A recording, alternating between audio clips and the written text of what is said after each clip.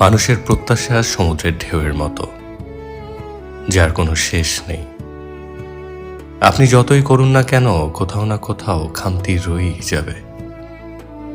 তাই অন্যের চোখে নিখুঁত হওয়ার চেয়ে নিজের চোখে সৎ হওয়া অনেক বেশি জরুরি।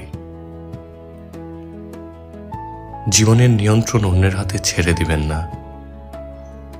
আপনি কি পছন্দ করেন, কি হতে চান, সেটা একান্তই আপনার সিদ্ধান্ত হওয়া উচিত।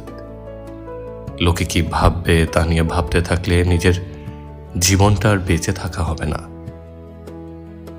নিজেকে ভালোবাসুন, নিজের ইচ্ছাকে সম্মান দিন, কারণ আপনার সুখের দায়িত্ব অন্য কেউ কোনোদিনই নেবে না।